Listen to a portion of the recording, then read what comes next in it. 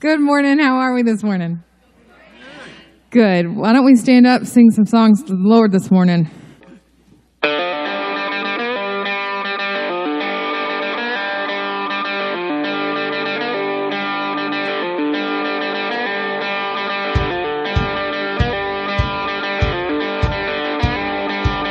can see the clouds rolling.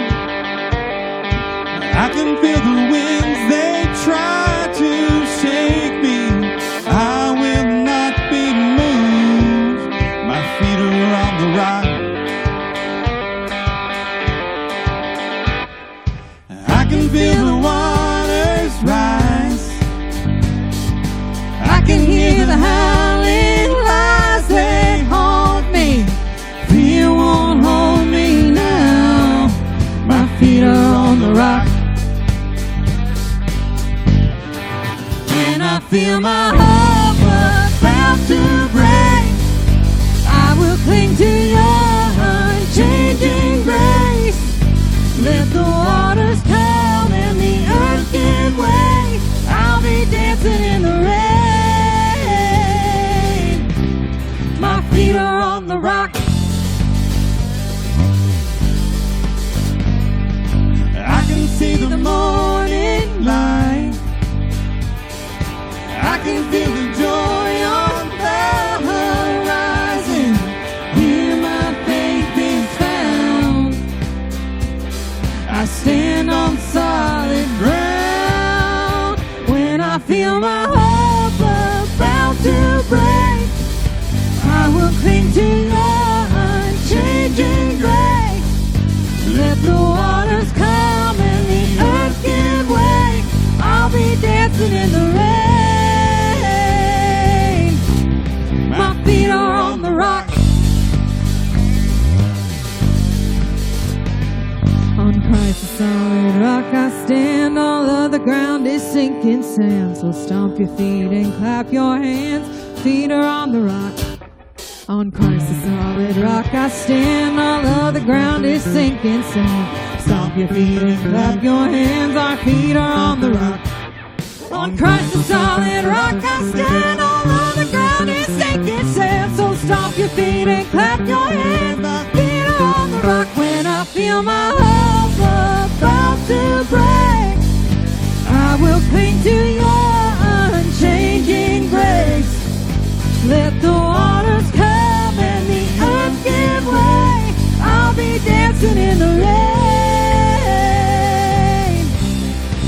When I feel my hope about to break, I will cling to your unchanging grace. Let the waters come and the earth give way. I'll be dancing in the rain. My feet are on the rock. My feet are on the rock. My feet are on the rock. Well, we are so happy that you all are here with us. Why don't you say hello to your neighbor and have a seat? We have a couple of announcements as well. My name is David Williams. I help in Journey students back in our student ministry. So I just wanted to take a moment and say good morning to you guys, as well as go over some announcements and things that we've got going on in the back with your students, things that we've got going on with your kids in the back as well. So January 25th, we've got Journey 101 with Professor April. She loves being called that. Make sure that you call her Professor April every time you see her. That's more things about Journey, more things that you guys can get involved in, as well as things that we've just got going on throughout the church. So January 28th, we have Women's Ministry Night at the Colonial House. So if you guys want to get involved with that, see April. Again, everything is great to sign up on the app. If you guys have any questions, things that we've got going on throughout Journey, just get on the app and we've got everything posted there.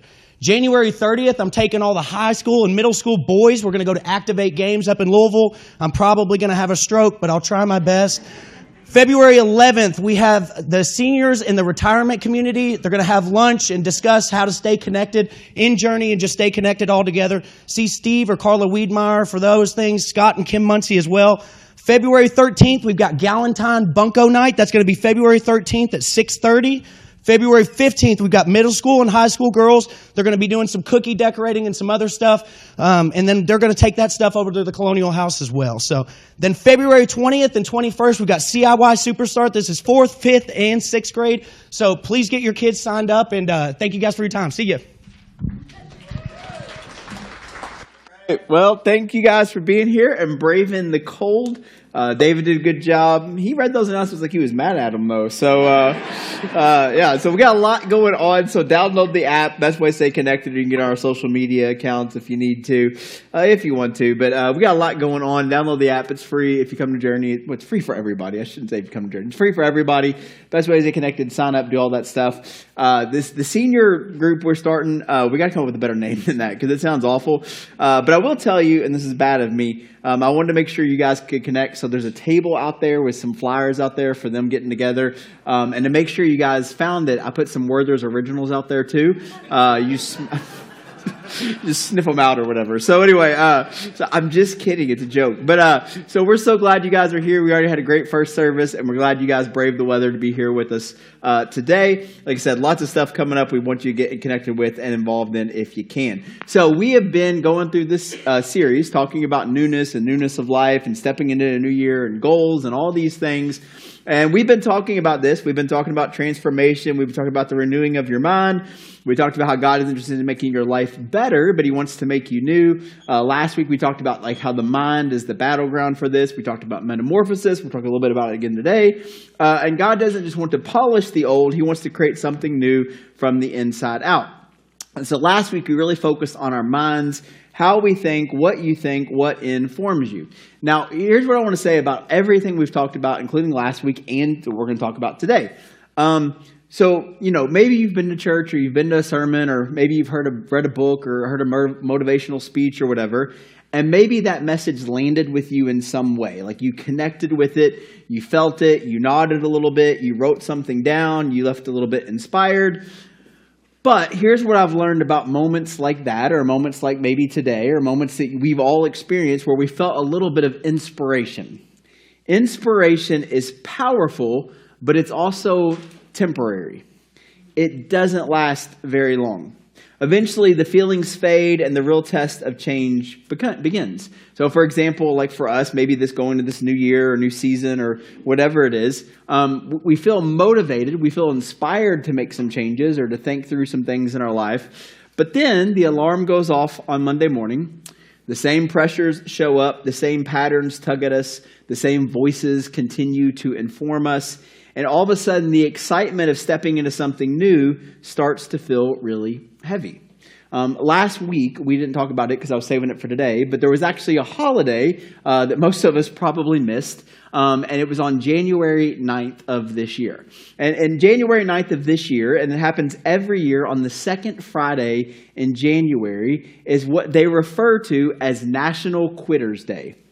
And the reason they call it that is because what they found through study is that most people that make resolutions, by the second Friday of the year, they've already quit, right?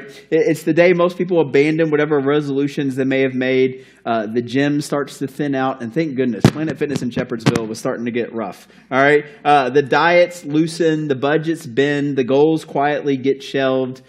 It's the day that most people say, you know what, I had good intentions, but I tried, I meant well, but this is just harder than I thought. And the truth is that anytime you try to invite something new into your life or do something or change your thinking or go to the gym or eat better or change a spiritual habit or change a relationship or work through the hard things in life, the truth is that quitting is very easy. You just stop doing it. You just say, you know what? I'm done. And here's the thing. Most people, I don't think, quit because they don't care. I think most people actually do care and have good intentions. And most people, even when they start to kind of step away from it, again, it's not because they don't care. It's because of a couple of different reasons. For some of us, be honest, it's because we're tired, right? Like we tried, but it was a lot of work or a lot of effort or it took up a lot of time and now we're tired.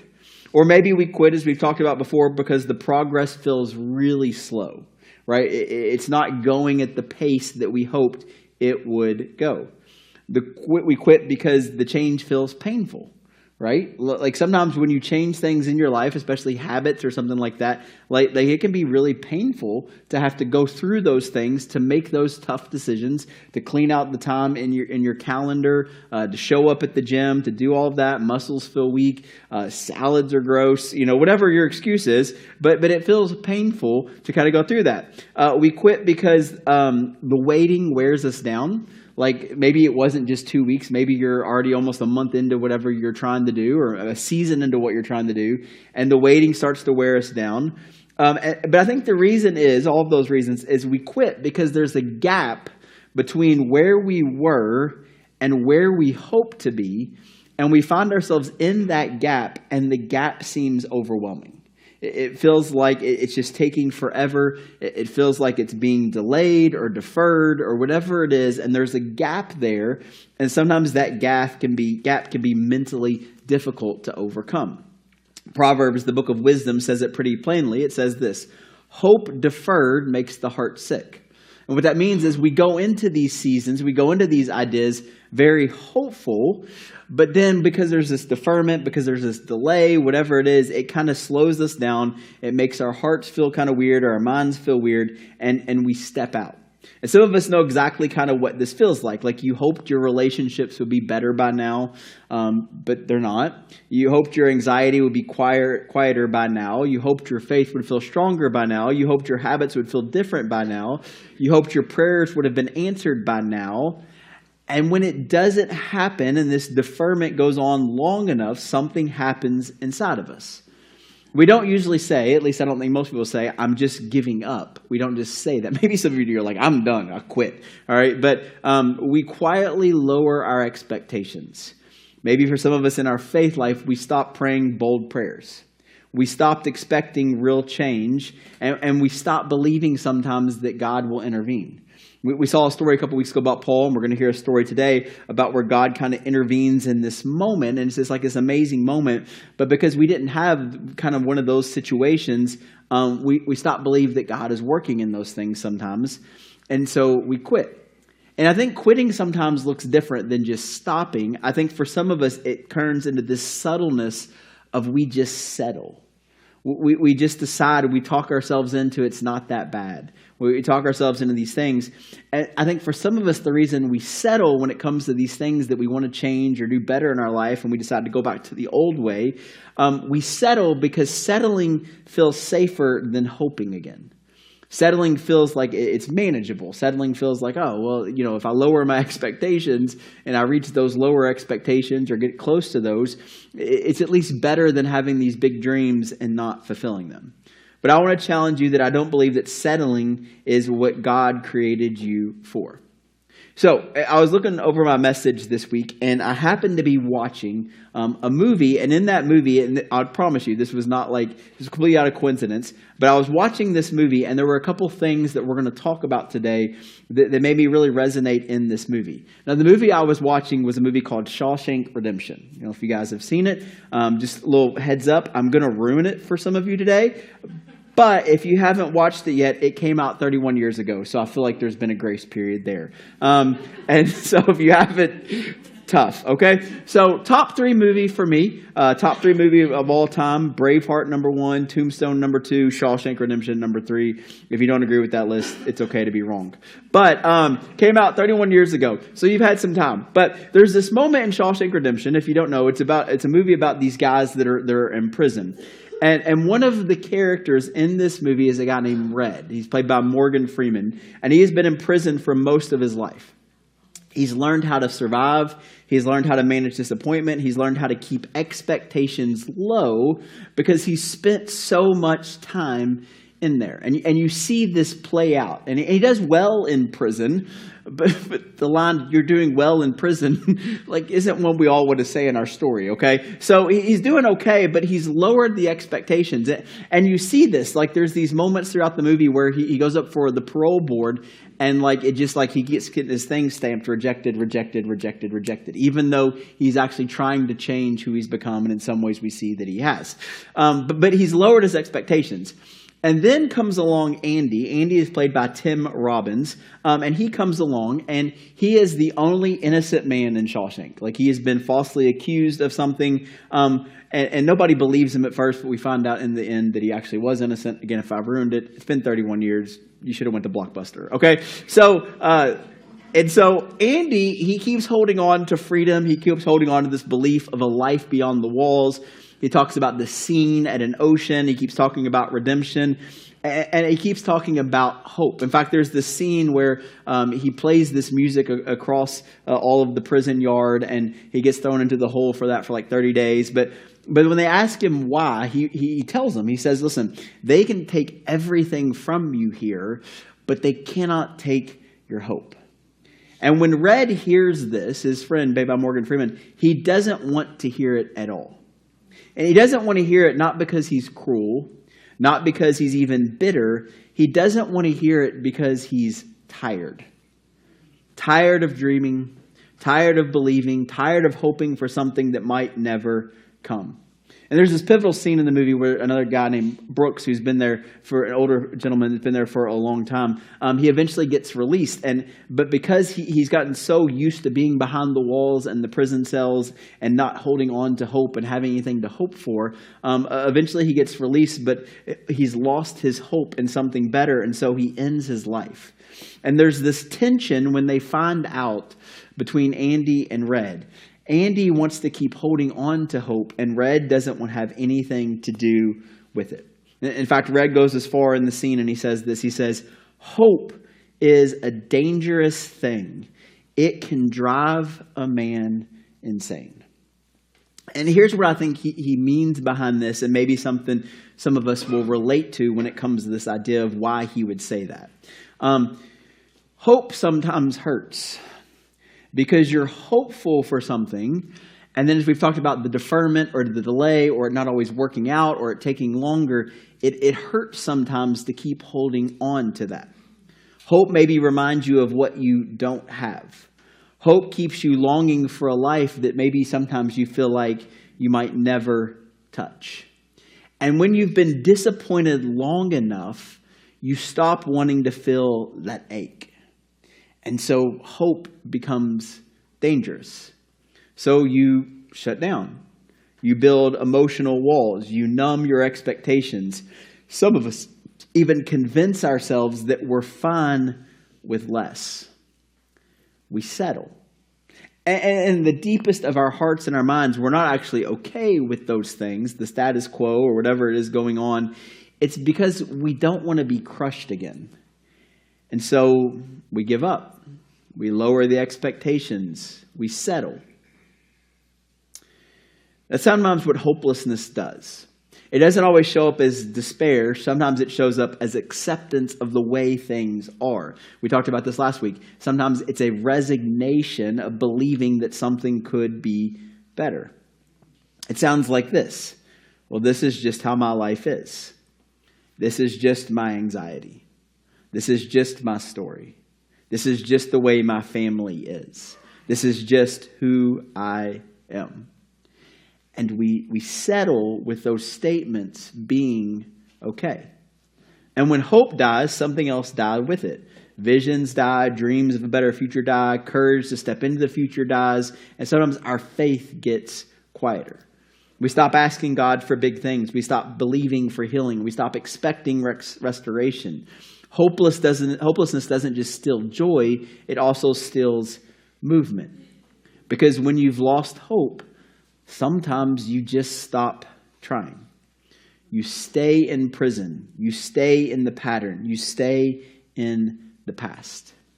And over time, if you do this enough, you convince yourself that settling and lowering expectations and staying is actually wise. That's what Red had done in this movie.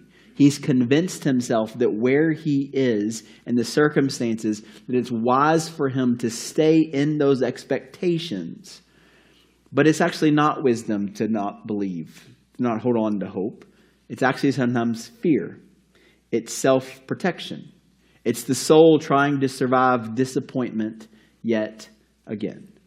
Red wasn't wrong in his understanding. Hope is risky. But the alternative is this. Hopelessness is deadly. Hopelessness is where people get trapped. Hopelessness is what convinces people to quit time and time again. Hopelessness is what keeps people from stepping into something better when Jesus says to get up and to walk. And that's where the enemy fights so hard to kill our hope. If he can convince you nothing will ever change, then you'll never try. If he can convince you your story is over, you'll stop trying to write new chapters. If he can convince you that God is done, you'll stop listening when God calls. Hopelessness turns prisons into homes, mats into identities, chains into comfort. And God did not create us to live that way.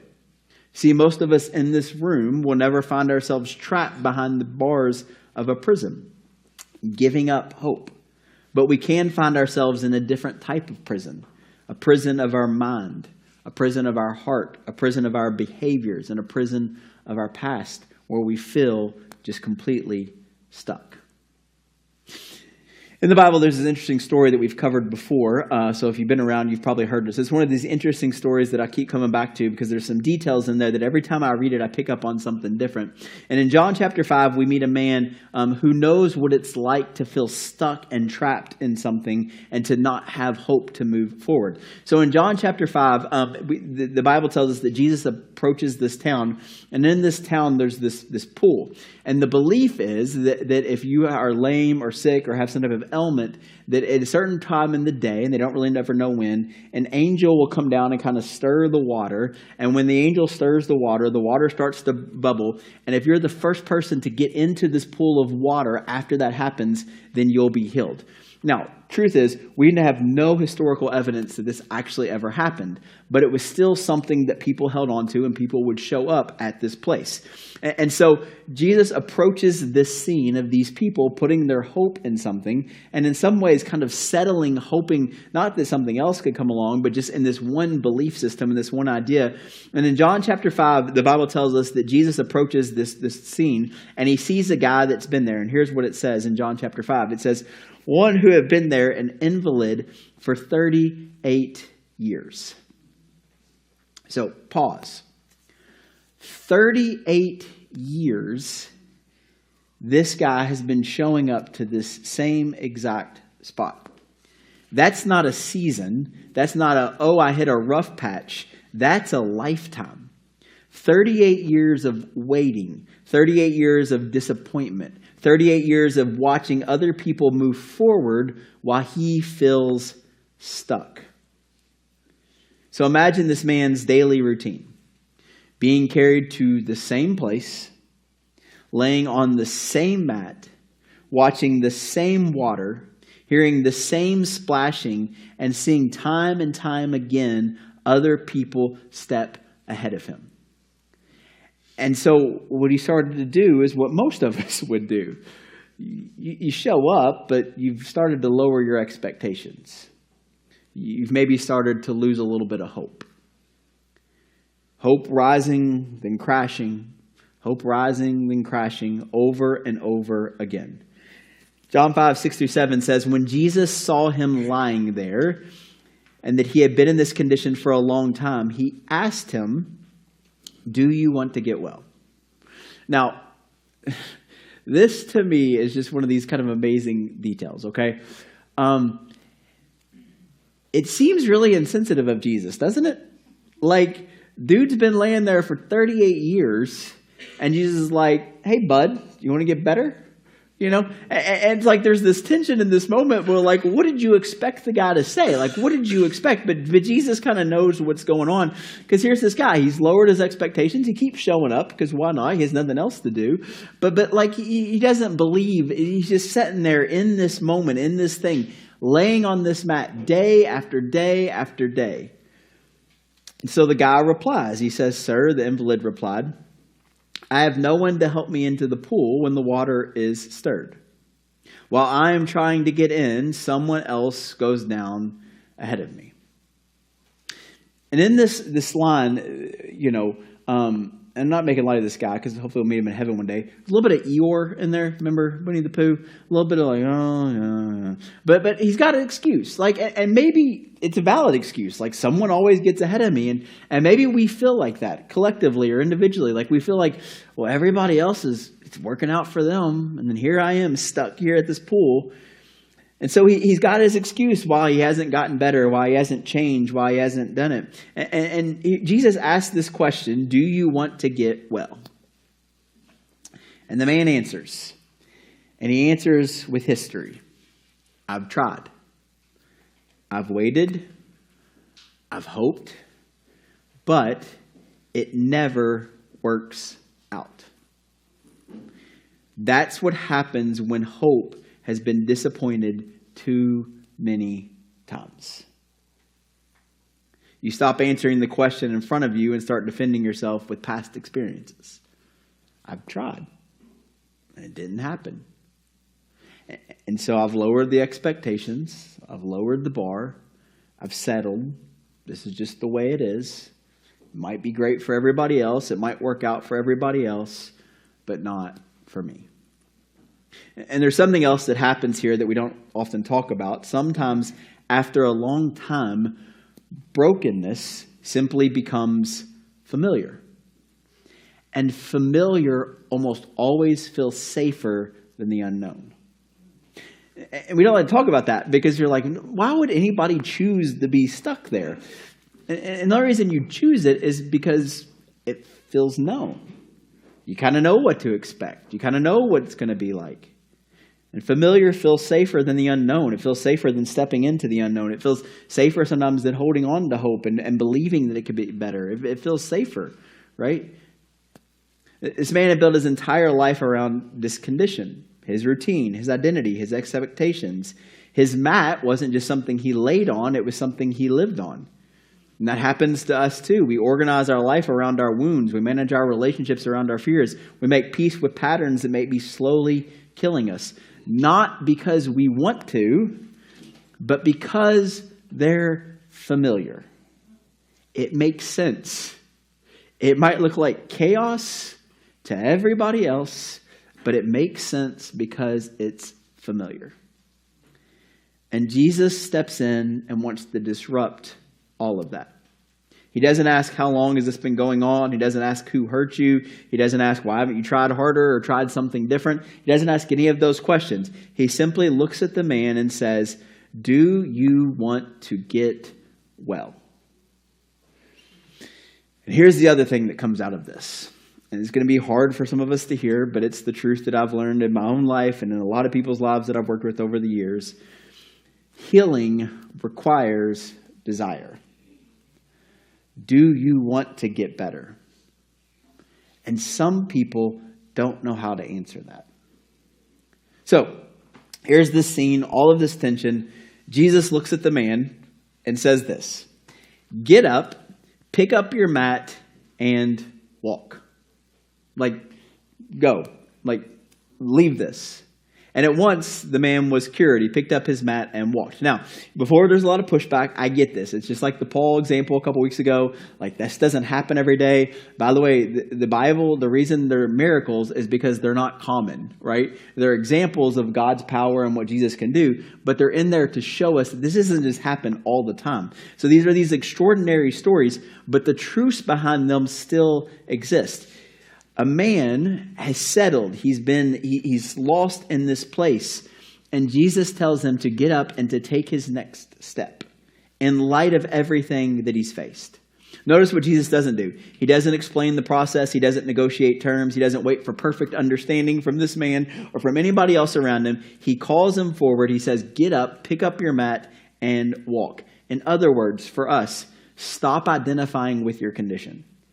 Stop letting your past define your future, and stop waiting for circumstances to change before you have the heart and the willingness and the hope to actually move. Hope always requires movement. Faith always requires the steps. And this man does something he hasn't done in 38 years. He stands. Now, there's another detail in the story that's always stuck out to me. So Jesus, he heals the man. It's this miraculous moment. It's this amazing thing. He calls him out from this and tells him to walk into something new. But he does something that to me is somewhat strange at first. He says to the man to pick up his mat and to walk. And the question that keeps coming back to me is, well, why does he got to pick up his mat? Like, forget the mat. Dude, dude just walked for the first time in 38 years. Who cares about the mat at this point? Like, leave it. So why the mat? Well, it made me think. The mat represented everything about his old way. It was where he slept. It was where he waited. It was where he hoped. And it was where he had given up. The mat carried his story. It carried his disappointment. It carried his identity. It carried his reputation. It carried the way people recognized him. That's the guy on the mat. That's the man by the pool. That's the one who's been there for 38 years. The mat has become part of his identity. And Jesus doesn't want to heal him. He tells him to carry the very thing he used to live on, to pick it up. Jesus is saying to him, you're not who you used to be. You're not defined by where you've been. You're not stuck on the ground anymore. Pick up the mat. Don't lay on it. Don't go back to it. Don't build your life on it. Pick it up and carry it away. In other words, your story has changed. That mat, you don't need it anymore. So take it with you. Get rid of it. And here's why this is dangerous for some of us, okay? Some of us in this room, subconsciously, or maybe consciously, we want healing. We want things to get better. But we don't want to let go of the mat. We want freedom, but we also still want the excuses. We want restoration, but we still want the identity. We want a new life, but we keep living on the old story, and we keep going back to it time and time again. Going back to last week, if you missed it, this is those lies that we believed. So for some of us, it's not a physical mat like this guy. Here's our mat. That's just the way I am. Like it or don't, that's just the way I am. First of all, that's your excuse. Most people don't like you. Okay, just kidding. All right, you don't know what I've been through. You don't know what I've been through. Okay, I may not.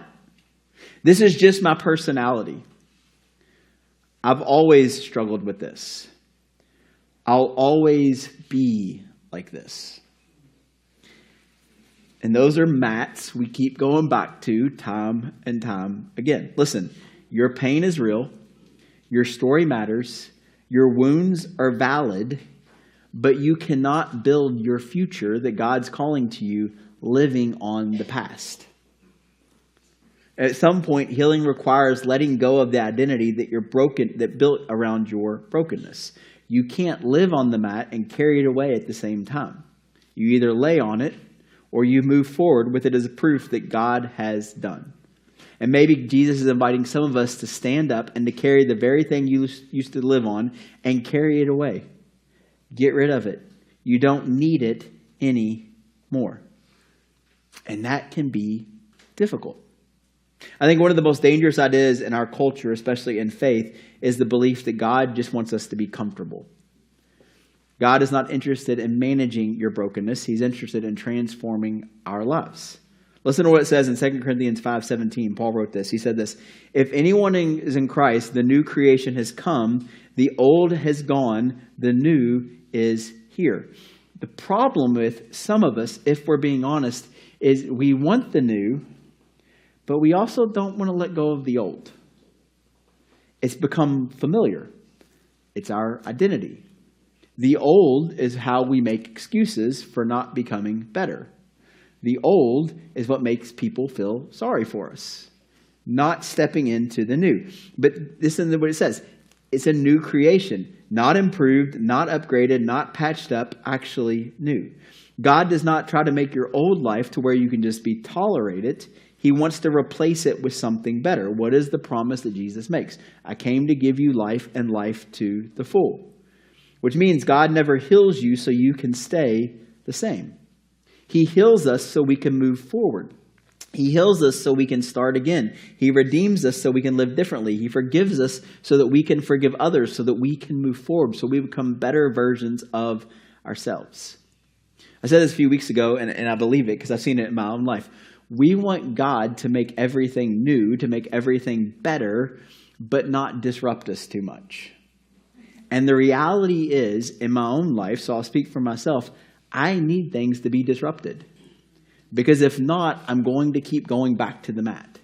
I'm going to keep going back to the old. I'm going to keep holding on. I'm going to keep making excuses. We want peace, but not change. We want grace, but not growth. We want forgiveness, but not formation.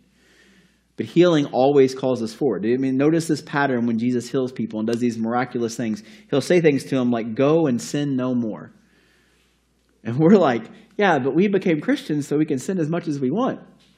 And we get forgiven, right? Nobody else? Y'all haven't found that loophole yet? Okay, just me? All right. So that's what we want, right? Or we say things like, he'll heal somebody, their life has changed, and he'll be like, go and show yourself. Go and show how your life has changed. Some of us are like, we're like closet Christians, right? Like, God's doing these amazing things. And then out there, like, nobody knows. He says, go and tell. Go and tell what I've done.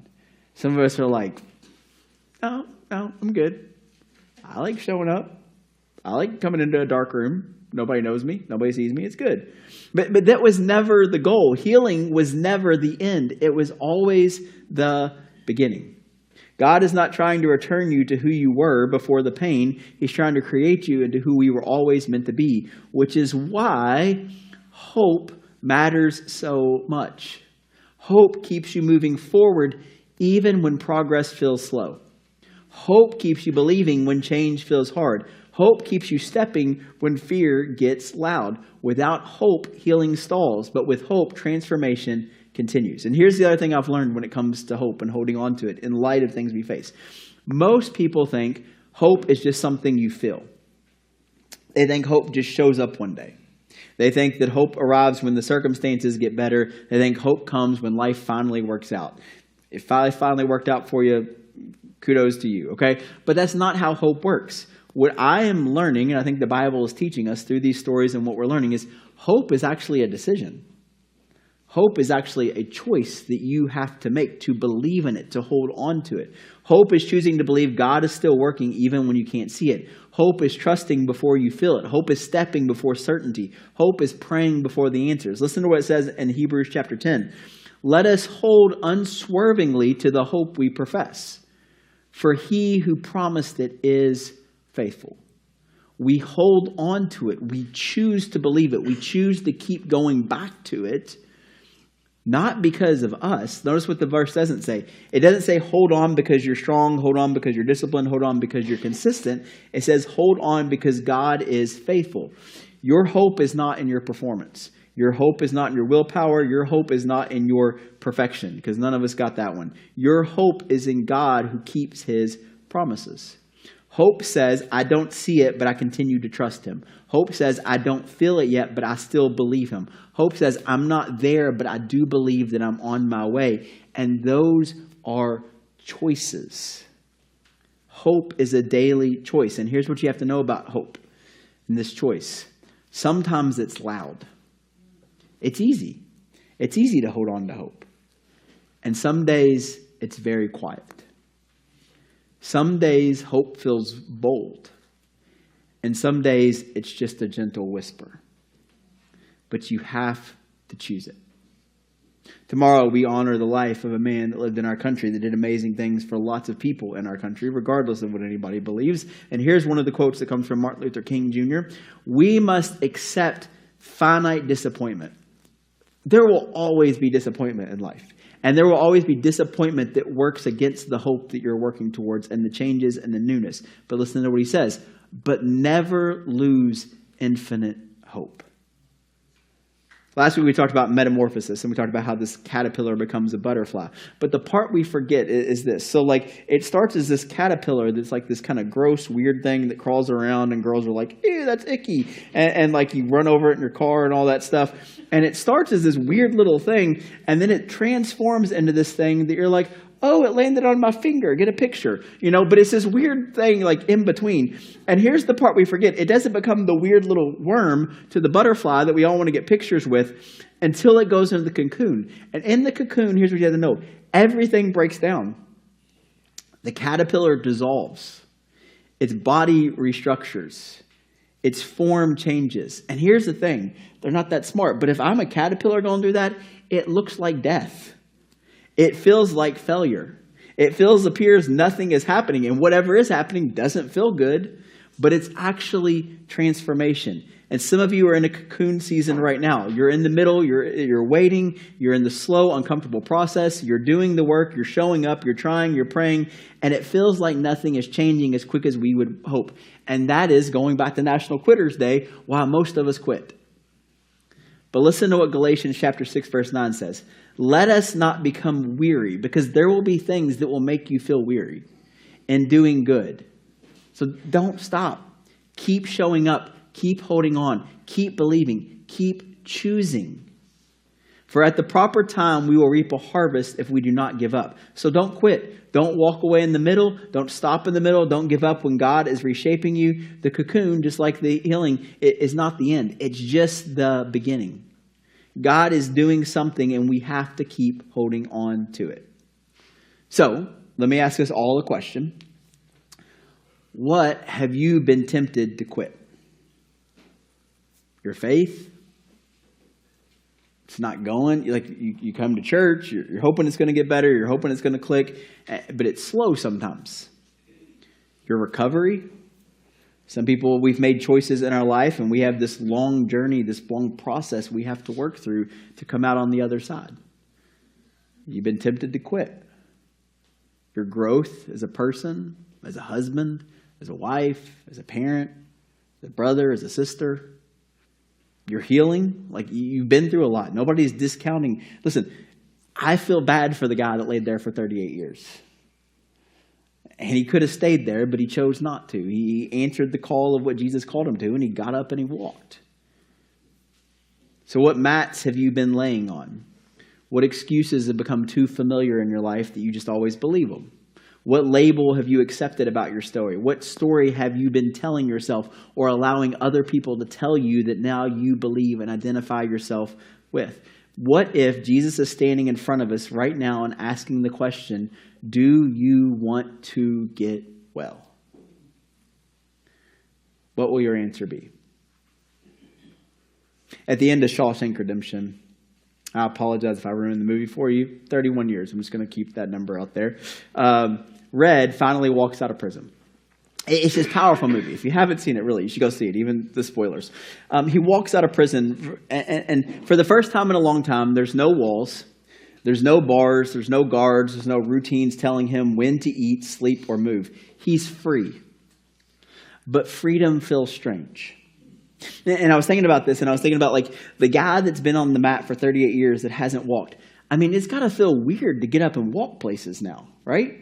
It's awesome, but it's completely different. And so there's got to be these weird emotions and feelings we don't know what to do with. And for some of us, it's not prison and it's not the mat. It's the actual idea that we've been this way for as long as we can remember. And now we're being called into something new and to something different. And let's be honest, it's got to feel a little bit strange. And just lost my sermon, so we're going to pray for each other real quick. Okay. But it does. It feels strange. You've been living behind walls and bars long enough, and now you don't know how to live without them. And so Red is out, but he's still carrying prison on the inside. He's still feeling overwhelmed. He's starting to feel tired, unsure, and he's afraid, and he doesn't know if he has it in him to start again.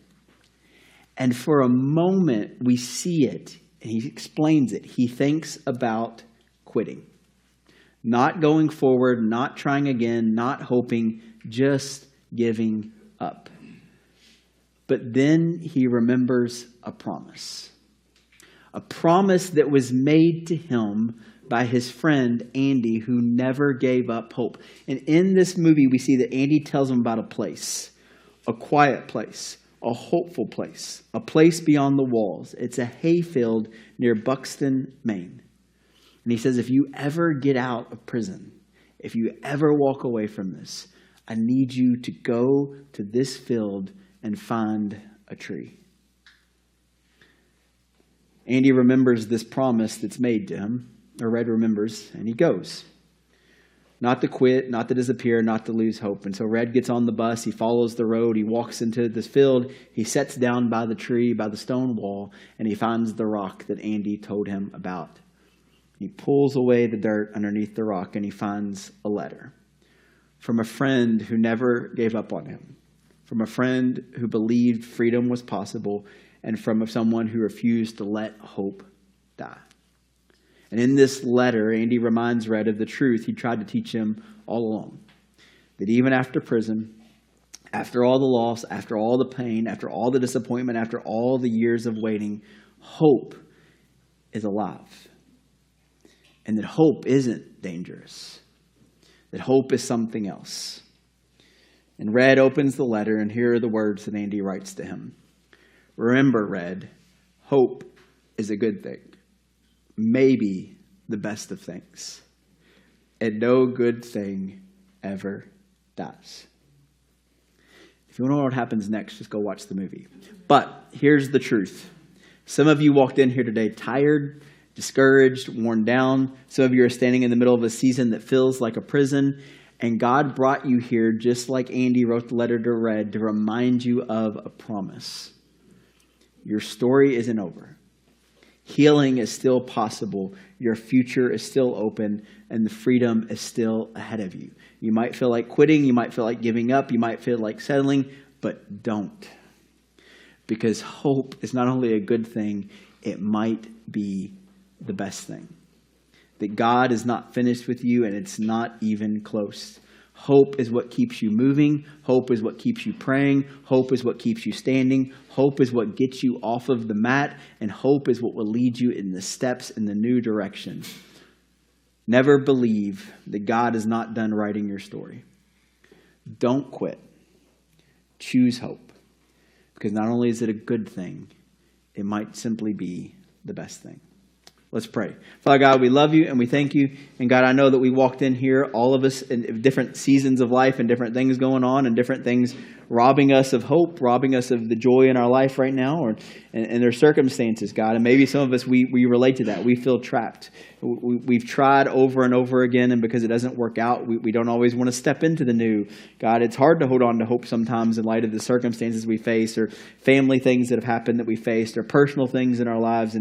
And so hope, we settle. We convince ourselves we don't need to change. We don't need to get better. We don't need to hold on to hope. We don't need to believe a better story is there. We don't need to believe that tomorrow can be better than yesterday because we've been crushed too many times.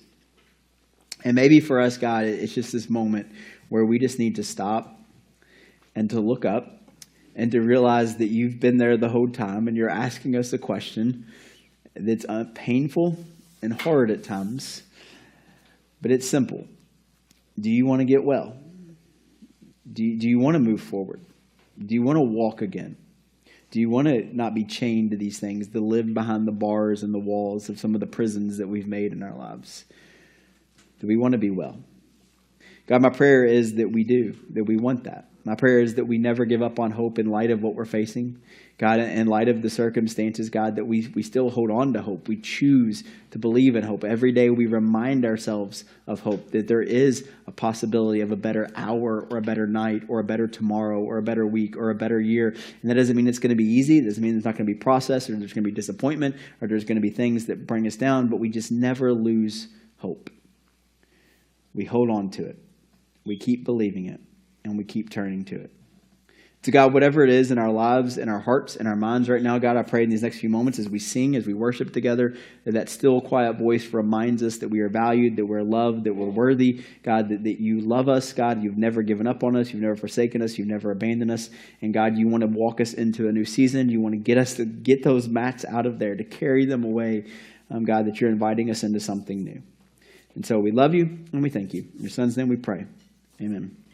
Every week we come to this time, we do a couple things. If you're new or you've forgotten or we take communion together. We remind ourselves of the goodness of God and the promises he's made. We take communion, it represents the broken body and shed blood of Jesus that was poured out for us. This is also a time we go into worship, and this is the time for us to respond vocally with our voices, to collectively come together and to sing the promises of God, to hold them in our hearts and our minds. And all we ask is we worship together as you respond accordingly.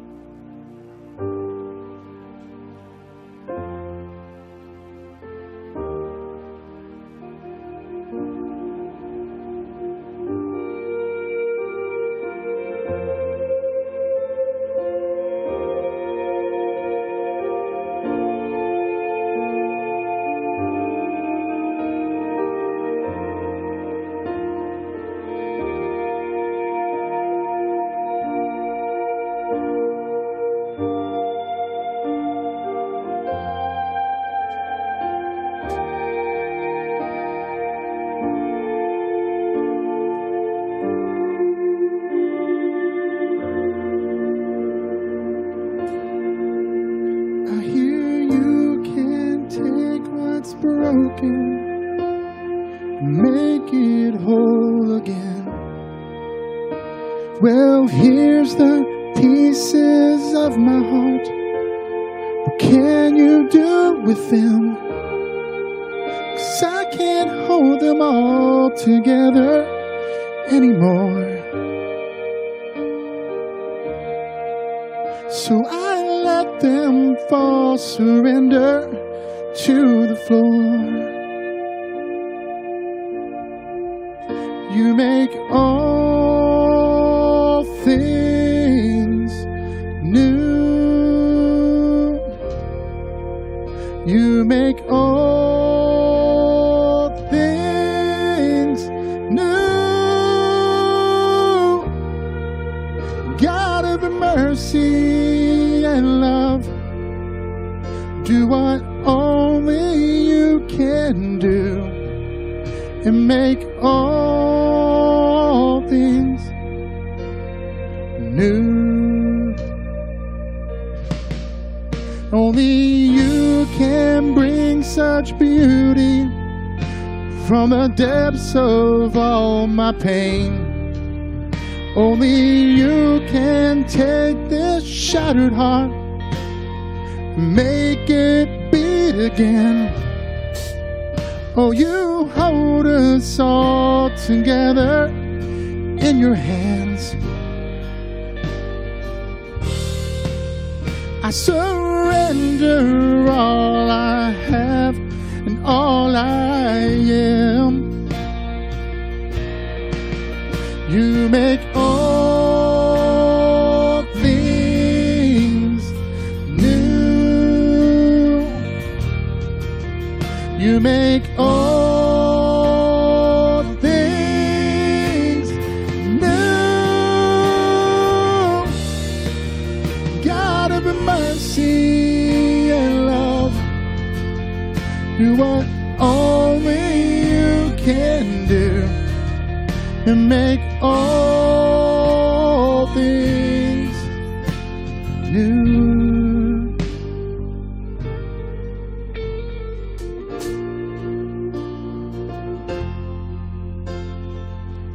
From the ashes, from the dust, I will rise up,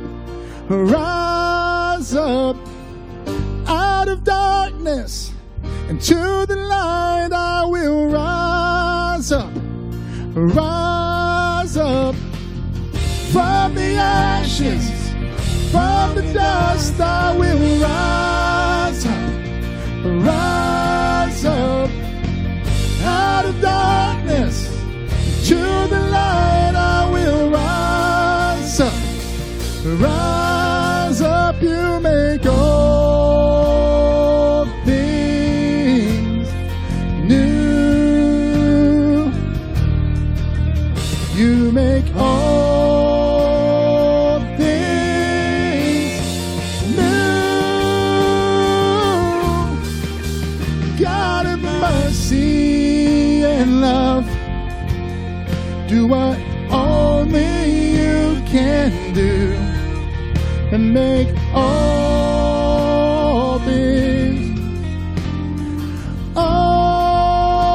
things, you make all things new.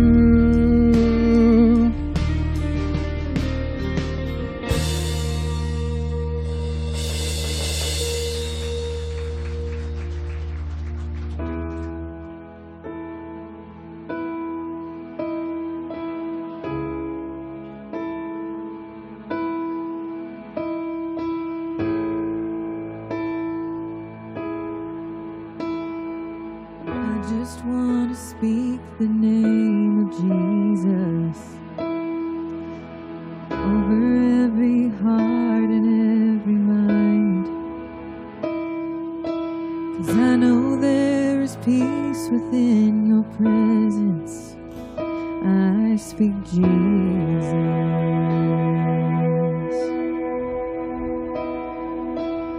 I just want to speak the name of Jesus till every dark addiction starts to break,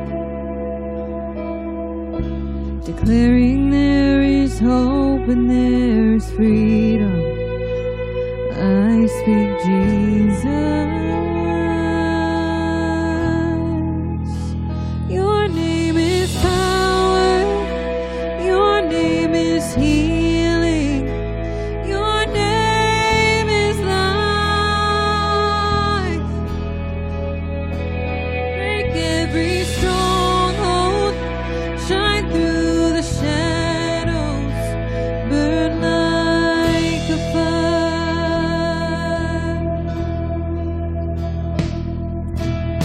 I just want to speak the name of Jesus over fear and all anxiety, to every soul held captive by depression. I speak Jesus, 'cause your name is power, your name is healing, your name is life. Break every stronghold, shine through the shadows, burn like a fire.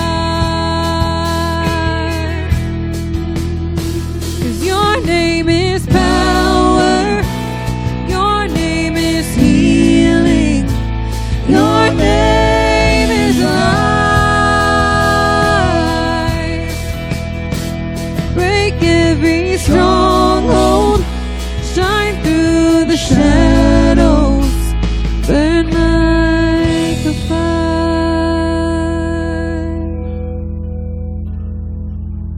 Shout Jesus from the mountains, Jesus in the streets, Jesus in the darkness over every enemy, Jesus for my family. I speak the holy name, Jesus.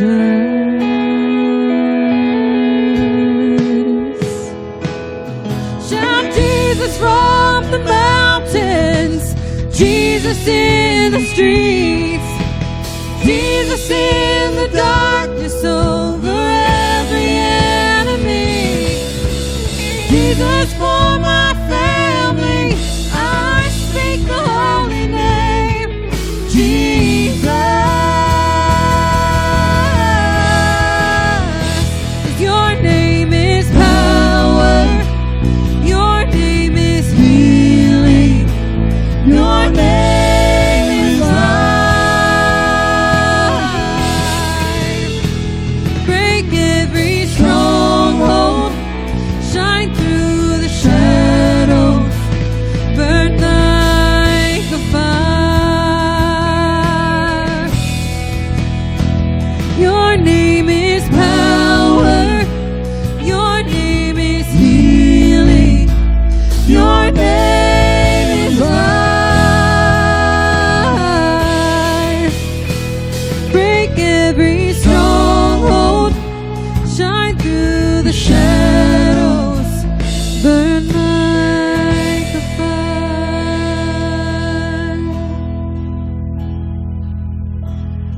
I just want to speak the name of Jesus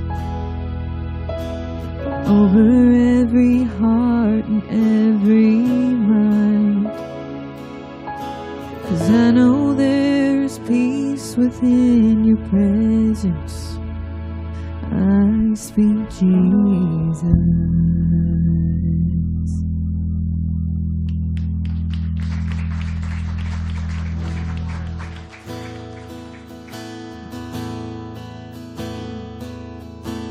Shame is a prison as cruel as the grave, and shame is a robber, and he's come to take my name.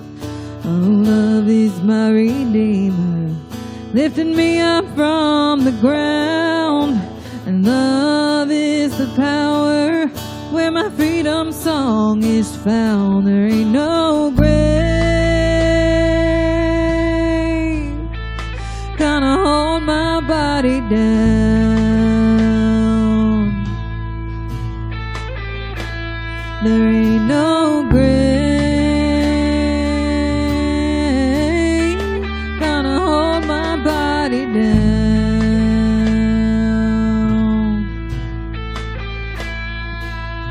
When I hear that trumpet sound, I'm gonna rise up out of the ground. There ain't no grave gonna hold my body down.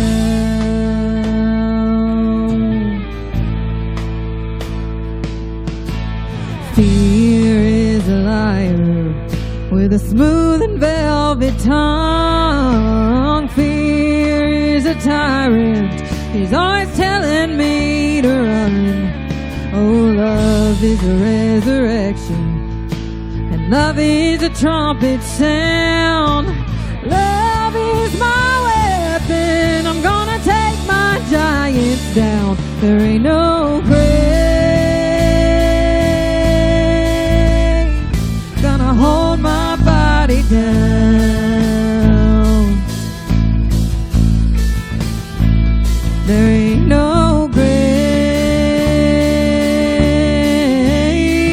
gonna hold my body down.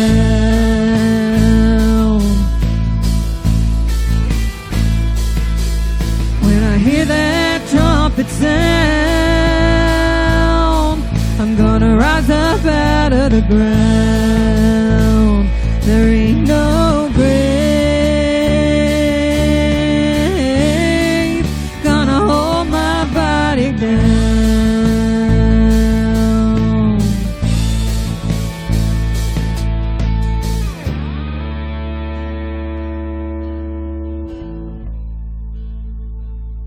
Oh, there was a battle, a war between death and life, and there on a tree the Lamb of God was crucified, and he went on down to hell. He took back every key, he rose up as a lion, and he set the captives free. There ain't no grave could hold his body down.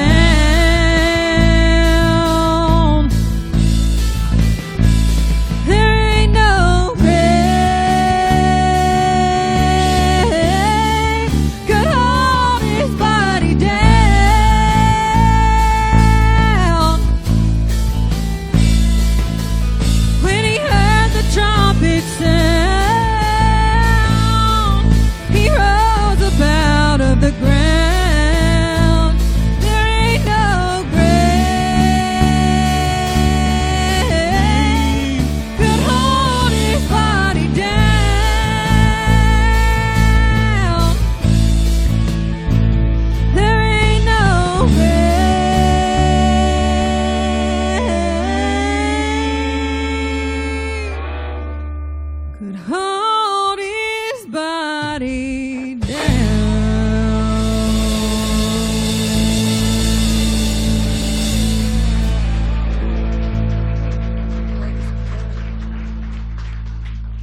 are so happy that you all were here with us this morning. So sorry about my throat.